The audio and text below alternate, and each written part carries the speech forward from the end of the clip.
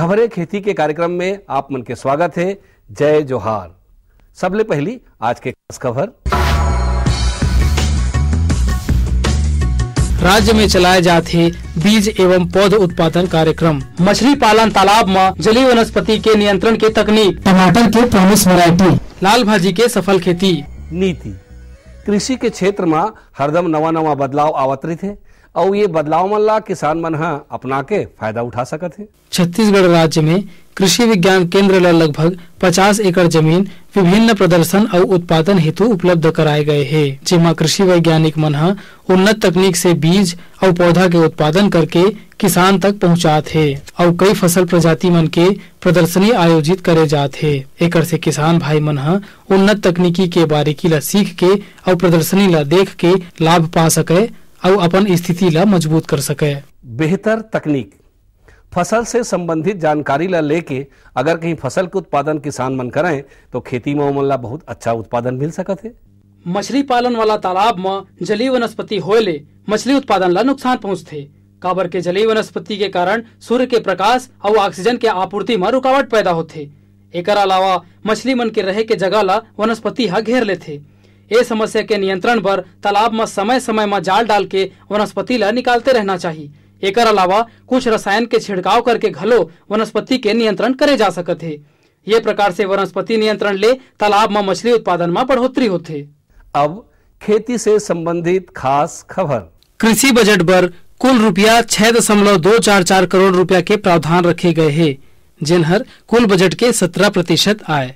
कृषि उपकरण कृषि के मशीनीकरण ले बहुत सुविधा होते किसान भाई मन ला।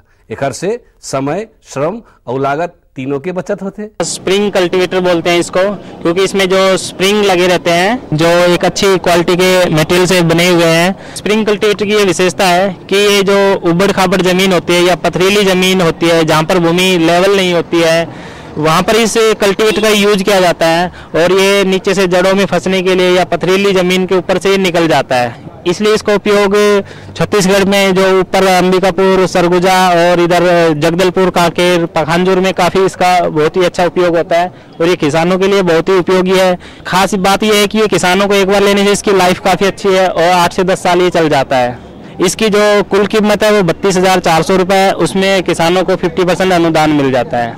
नई किस्में नवा किस्म अपनाए ले, नवा बीज अपनाए ले उत्पादन और गुणवत्ता दोनों में सुधार होते। किसान भाई मन ला एक उन्नत किस्म प्रॉमिस की जानकारी देवत हन।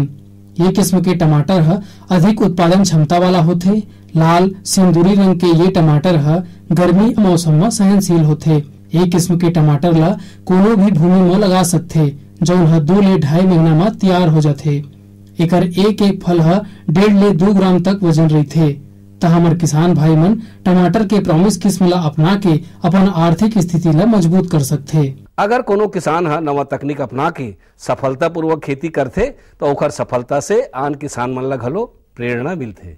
आजकल ज्यादातर किसान भाई मन पारंपरिक खेती के अलावा सब्जी भाजी की खेती घलो करत है और अपन आर्थिक स्थिति ला मजबूत करत है। ऐसन है रायपुर जिला के किसान राजू भाई अपन 1 एकड़ के खेत में लाल भाजी के खेती ला उन्नत तरीका ले करत हवे।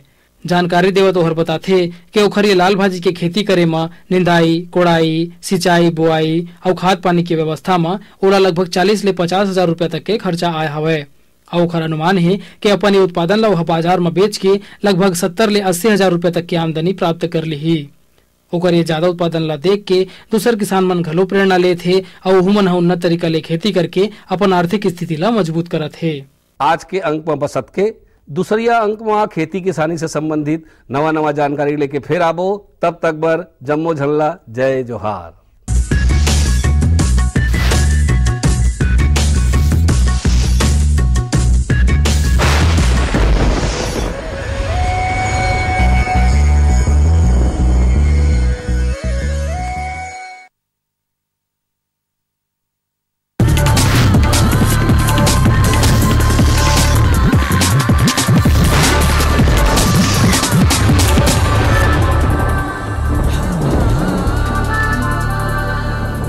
नमस्कार। मंडी भाव में आप मन के स्वागत है। आवा देखबो हमारे प्रदेश के अलग अलग जगह के मंडी मन में धान, फल और सब्जी मन के का भाव है। आज कोंटा कृषि उपज मंडी समिति में धान के न्यूनतम भाव 1215 रुपया और अधिकतम भाव 1504 रुपया प्रति कुंटल। बिलासपुर कृषि उपज मंडी में धान के न्यूनतम भाव 1010 रुपया और अधिकतम भाव 1395 रुपया प्रति कुंटल। भोपालपट्टनम कृषि उपज मंडी समिति में धान के न्यूनतम भाव 1104 रुपया और अधिकतम भाव 1420 रुपया प्रति कुंटल। तिल्दा कृषि उपज मंडी समिति में धान के न्यूनतम भाव 935 रुपया और अधिकतम भाव 1309 रुपया प्रति कुंटल। आज रायपुर के फल मंडी में सेव के बने आवक देखे गए है। एकर व्यापार करे व्यापारी मन बताथे कि थोक में एकर भाव 60 ले 70 रुपया है, उन्हें चिल्हर में 80 ले 100 रुपया किलो में बिकत हवे। कोंटा कृषि उपज मंडी समिति में धान MTU 1001 ला भाव मिले है 1215 रुपया से 1501 रुपया प्रति कुंटल। अन्य किस्म के धान ला भाव मिले है 1213 रुपया ले 1415 रुपया प्रति कुंटल। धान स्वर्णा मासूरी पुराना ला भाव मिले है 1200 रुपया ले 1425 रुपया प्रति कुंटल। बिलासपुर कृषि उपज मंडी में धान संबा मासूरी ला भाव मिले है 1095 रुपया ले 1395 रुपया प्रति कुंटल। धान पतला ला भाव मिले है 1175 रुपया ले 1370 रुपया प्रति कुंटल। भोपालपट्टनम कृषि उपज मंडी समिति में धान मध्यम ला भाव मिले है 1195 रुपया ले 1402 रुपया प्रति कुंटल। धान स्वर्णा मासूरी ला भाव मिले है 1213 रुपया ले 1415 रुपया प्रति कुंटल। धान MTU 1001 ला भाव मिले है 1175 रुपया ले 1370 रुपया प्रति कुंटल। तिल्दा कृषि उपज मंडी समिति में धान स्वर्णा मासूरी ला भाव मिले है 1009 रुपया ले 1370 रुपया प्रति कुंटल। धान MTU 1001 ला भाव मिले है 1175 रुपया ले 1370 रुपया प्रति कुंटल। धान संबा मासूरी ला भाव मिले है 1095 रुपया ले 1395 रुपया प्रति कुंटल। धान पतला ला भाव मिले है 1150 रुपया ले 1395 रुपया प्रति कुंटल। अब मोला दो विदा, फिर मिलबो, तब तक बर जय जोहार।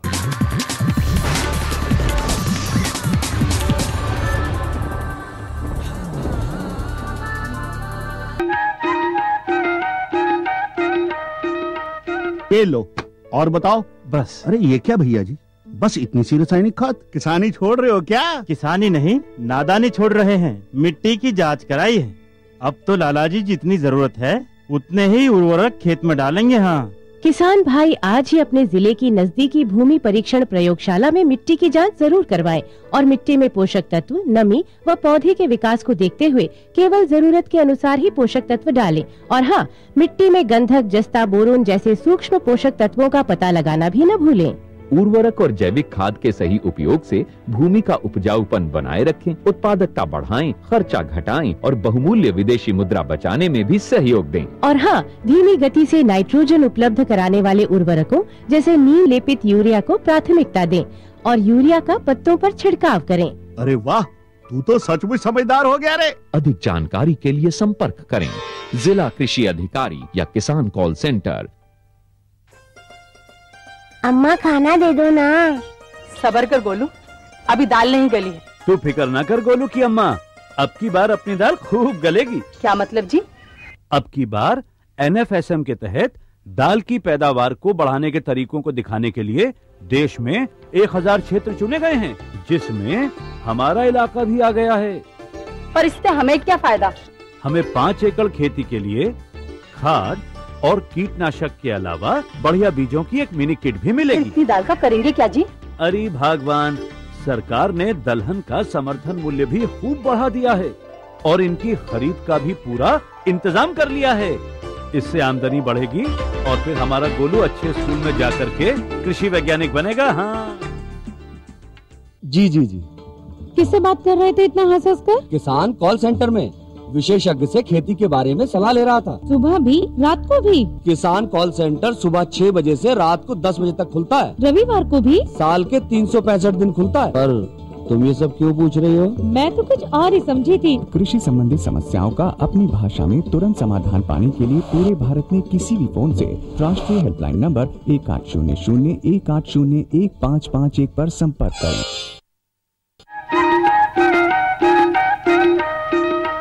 पिछले 2-3 दिनों से जो है धीरे धीरे ठंड बढ़ रही है छत्तीसगढ़ में, क्योंकि जो प्रतिचक्रवात छत्तीसगढ़ के ऊपर होने के कारण हवाएं हमारे यहाँ पे उत्तरी हवाएं आ नहीं पा रही थी और दक्षिणी हवाएं ज़्यादातर बह रही थी।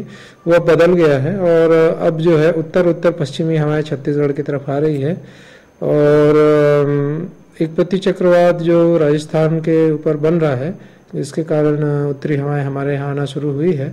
ये ठंड के लिए जो है बढ़ने के लिए जो है उपयुक्त है तो भी जो है आगामी 2 दिन में मौसम शुष्क रहेगा, मौसम खुला हुआ रहेगा, दिन में धूप रहेगी और ठंडक रहेगी रात को। तो अभी न्यूनतम तापमान में जो है काफ़ी गिरावट आने की संभावना है। अभी जो है वर्तमान में रायपुर का न्यूनतम तापमान 15.7 है और घट के आगामी 1-2 दिन में 14 डिग्री तक पहुंचने की संभावना है। उत्तर छत्तीसगढ़ में भी ठंड काफ़ी बढ़ चुका है। अभी न्यूनतम तापमान अंबिकापुर में 7.9 डिग्री रिकॉर्ड किया गया है, वो और गिरने की संभावना है। और वहाँ पर सवेरे जो है काफ़ी धुंध छाया हुआ है, जो कि ठंड बढ़ने के कारण पिछले 2-3 दिनों से है। वहाँ अभी धुंध आगे भी रहने की संभावना रहेगी, खासकर सरगुजा और उत्तरी हिस्सों में। कृषि दर्शन देखिए, जम्मू किसान भाई बहनी मिलना राम राम। संगवारी हो, हमार भारत देश कृषि प्रधान देश है और छत्तीसगढ़ धान के कटोरा की ही जाते है, लेकिन खेती से जुड़े हुए बहुत अकन व्यवसाय है। आज हम चर्चा करबो मछली पालन के बारे में। आप मन जानत हो कि हमन कृषि दर्शन कार्यक्रम में किसान के खेत तक जाकर के बातचीत करथन। किसान संगोष्ठी में स्टूडियो में किसान मन आते और विशेषज्ञ मन से सीधा सीधा बातचीत करते। एक होते फोन इन कार्यक्रम, जिसमें किसान भाई मन फोन से बात करके विशेषज्ञ मन से अपन खेती किसानी के समाधान पाते। और एक कार्यक्रम होते महीना के अंतिम मंगलवार के, ओला किथन हमन फसल संगोष्ठी कार्यक्रम। संगवारी हो, ये फसल संगोष्ठी कार्यक्रम में अलग अलग विषय ला लेकर किसान भाई मन तक जाथन, विशेषज्ञ मन ला बुलाथन और वहाँ चर्चा करथन। आज हम फसल संगोष्ठी कार्यक्रम में चर्चा की विषय है आधुनिक ढंग ले नया तकनीक ले कैसे मछली पालन करन, ये विषय में आज हम चर्चा करबो। हमारे बीच में है मत्स्य अधिकारी श्री PS पटेल साहब, श्री शकील साहब मत्स्य अधिकारी।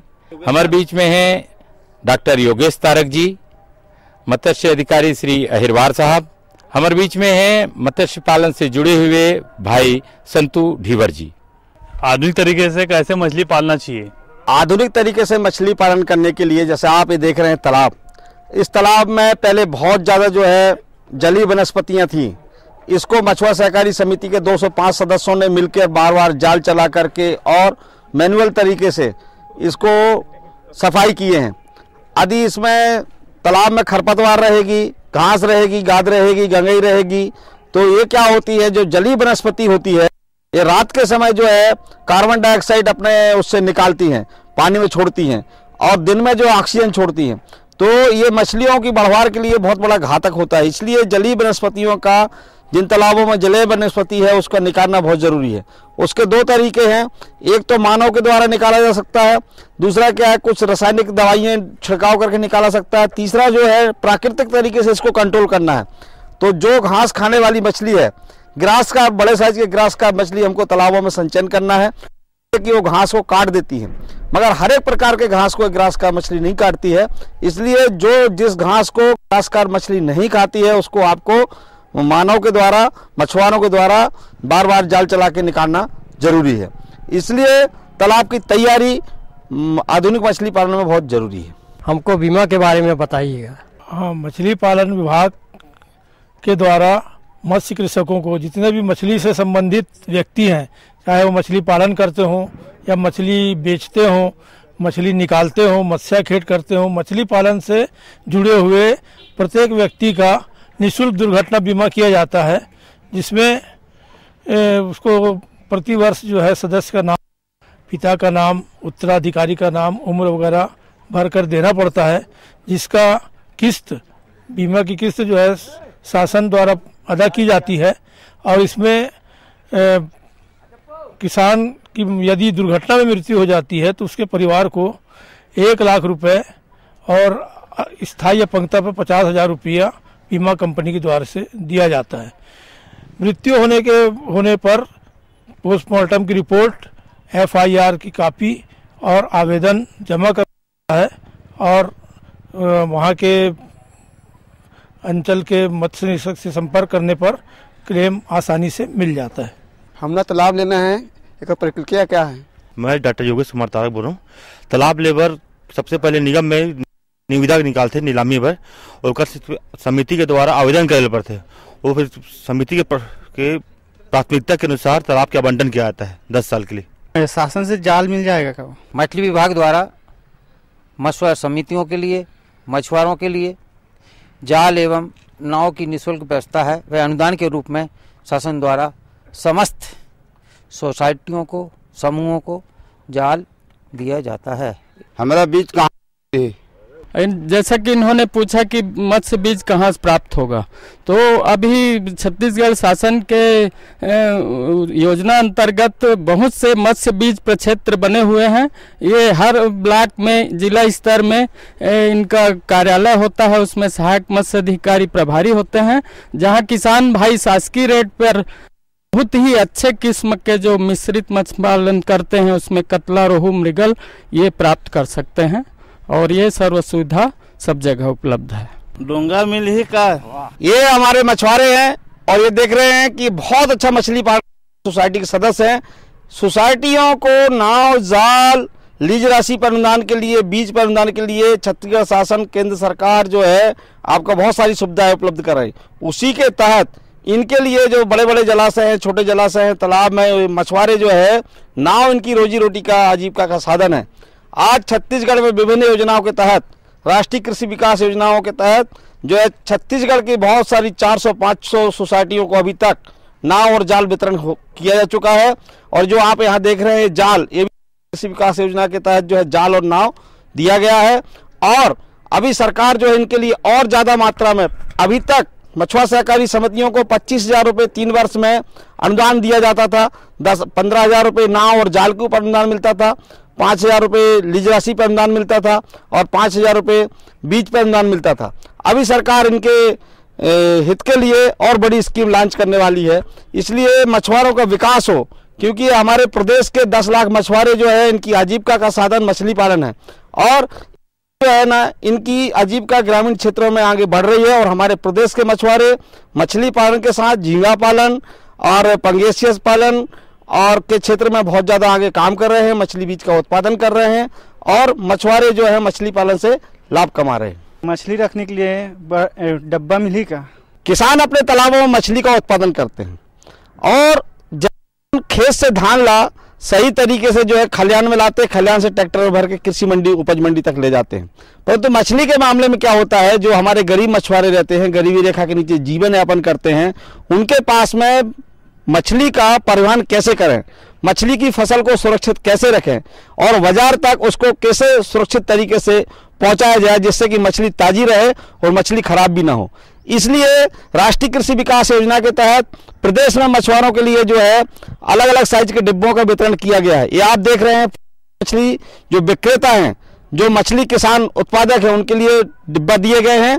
उसके साथ में जो मछली को बाजार में बेचते हैं, छोटे छोटे व्यापारी हैं, महिलाएं हैं, पुरुष हैं और मछुआरे हैं, और चाहे वो किसी भी वर्ग के हों, वो लोग जो है मछली खराब ना हो, इसलिए उनको राष्ट्रीय कृषि विकास योजना के तहत आइस बॉक्स का वितरण भी किया गया है।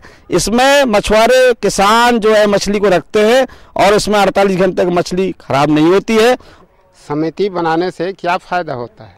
सोसाइटी बनाए से हम ये लाभ मिली से कि हम अलग अलग रहें तो मतलब कोई रोजगार नहीं रही से, आज एक हो गए, सोसाइटी बना लें, समूह बना लें, तो शासन प्रशासन से हमारे मछुआरा बल्ला तालाब आवंटन में सबसे बड़े फायदा है। शासन से हम डोंगा मिले हैं, जाल मिले हैं, आइस बॉक्स मिले हैं, हमारे बीमा हो है, मछली बच्चा मिलते हैं अनुदान में, लाभांश मिलते हैं, मतलब ये मतलब फायदा है। सर मोला मछली पालना है, नए सिरे से क्या करना चाहिए?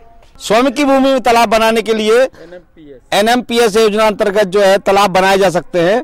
इसके तहत जिनके पास स्वयं की खेती है, पानी के साधन है, NMPS योजना के तहत जो है वो उस क्षेत्र के जो विकास खंड में पदस्थ मछली अधिकारी है, उसके पास नक्शा खसरा ले जाके जमा कर दें, और राष्ट्रीयकृत बैंकों के माध्यम स्वयं की खर्चे से जो तालाब बनाएगा, शासन उसको 40% अनुदान देता है। 1 हेक्टेयर तक तालाब बनाने के लिए 3 लाख रुपए का उसमें ऋण का प्रावधान है, 1,20,000 रुपये उस पर अनुदान मिलेगा, और 1 लाख रुपए इनपुट के लिए उसमें 40,000 रुपये अनुदान मिलेगा। इस प्रकार से 1 हेक्टेयर में किसान को जो है 1,60,000 रुपये का अनुदान है। एक किसान अधिकतम जो है 5 हेक्टेयर तक जो है आपका तालाब बना सकता है, और उससे उसको आजीवन जो है उसको रोजगार प्राप्त हो जाएगा। दूसरा, गांवों में तालाब है, त्रिस्तरीय पंचायती राज व्यवस्था के तहत ग्राम पंचायत, जनपद पंचायत, जिला पंचायत, स्थानीय शासन के तहत नगर निगम, नगर पालिका, नगर पंचायत के माध्यम से भी जो तालाब है उनके अधीनस्थ, उसमें रहने वाले मछुआरे, केवट, मांझी और जो आदिवासी हैं और जो हरिजन है, महिलाएं हैं, इनकी सोसाइटी बना के जो है उनको तालाब दिए जाते हैं। इसी प्रकार से मछुआरों के समूह बना के जो मछली पालन के काम में लगे हुए हैं, समूह में और व्यक्तिगत रूप से भी शासन जो है तालाब पट्टे पर उपलब्ध करा रहा है। दूसरा क्या है, उनको 10 दिवसीय प्रशिक्षण दिया जा रहा है, विभिन्न योजनाओं के तहत उनको प्रशिक्षण दिया जा रहा है।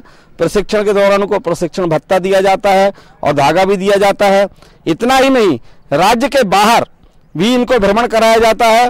राज्य के बाहर भ्रमण कराने से जहां उन्नत तरीके से खेती हो रही है उसको जो है किसानों को दिखाया जाता है, जिससे कि किसान जो है अपना आके देखते हैं। आत्मा योजना के तहत जिले के अंदर, राज्य के अंदर भी किसानों को जो है उन्नतशील किसानों के खेतों का भ्रमण करवाया जाता है, तालाबों का भ्रमण करवाया जाता है। उससे इंटेंसिव होते हैं वो लोग, प्रभावित होते हैं और वो मछली पालन के क्षेत्र में आगे आ रहे हैं।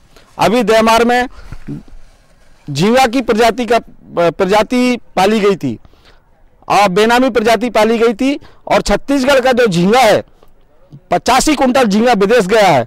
आज मछली पालन से छत्तीसगढ़ में जो मछली पालन हो रहा है, झींगा का पालन हो रहा है, उसका विदेश में सप्लाई हो गया और छत्तीसगढ़ के किसानों को जो है विदेशी मुद्रा भी प्राप्त हो रही है। इस तरीके से मछली पालन का जो रोजगार है छत्तीसगढ़ में, इसकी अपार संभावनाएं है, क्योंकि ग्रामीण क्षेत्र के सर्वाधिक तालाब यहाँ पर पाए जाते हैं, जलाशय भी यहाँ पर्याप्त मात्रा में है और यहाँ मछुआरे भी पर्याप्त मात्रा में है। और ये जो मछली के खाने वाले भी, हमारे प्रदेश में जितना उत्पादन हो रहा है उसका मार्केट भी यहाँ उपलब्ध है और यहाँ पूरी खपत है। कितना भी मछली का उत्पादन हो जाए यहाँ पर जो है कोई बिक्री की समस्या नहीं है। और सरकार इनको जो है मछुआरों को आगे बढ़ाने के लिए, चाहे उनका मछली पालन का काम हो, चाहे तालाब निर्माण का काम हो, सोसाइटी बनाने का काम हो, चाहे समूह का प्रशिक्षण का काम हो, चाहे उनका बीमा हो, हर प्रकार का जो है आपका जो है लाभ दे रही है सरकार। और यहाँ पर छत्तीसगढ़ में के 3 बड़े शहरों में बहुत बड़ा मार्केट जो है, हाइजीनिक मार्केट तैयार हो रहा है। इस प्रकार से जो है छत्तीसगढ़ में जो है मछली पालन की अपार संभावनाएं है और शासन इस ओर मछुआरों के हिताहित के लिए बहुत ज्यादा ध्यान दे रही है। संगवारी हो, आप मना फसल संगोष्ठी कार्यक्रम में देखियो कि हमारे किसान भाई प्रश्न करीन कि मछली पालन कैसे करना चाहिए, जाल कहाँ से मिली, कैसे समिति बनावन, कैसे समूह जोड़न, ये सब तरह तरह के प्रश्न करीन। कौन सी मछली पालन, पानी पीएच मान कतेक रहना चाहिए, अच्छा मछली पालन काला कहे जाते। अब ये विषय में हमारे मत्स्य विभाग छत्तीसगढ़ शासन से जुड़े हुए मत्स्य अधिकारी पटेल जी, शकील जी, अहिरवार जी, शुक्ला जी यहू मन बताइन। और हमारे किसान भाई जो प्रगतिशील कृषक हैं यहू मन बताइन कि आप मतलब ऐसे ढंग से मछली पालन करना चाहिए। तो संगवारी हो, मन अच्छा ढंग से मछली पालन करो। मछली पालन में बहुत आमदनी है, सरकार के हर सुविधा के लाभ लो और अपन आमदनी ले बढ़ाओ, अपन सुख समृद्धि ले बढ़ाओ। संगवारी हो, अवैया महीना के अंतिम मंगलवार के फिर हम आप मन के बीच में आबो एक फसल संगोष्ठी कार्यक्रम लेके। तब तक दो हमला विदा। जय जोहार।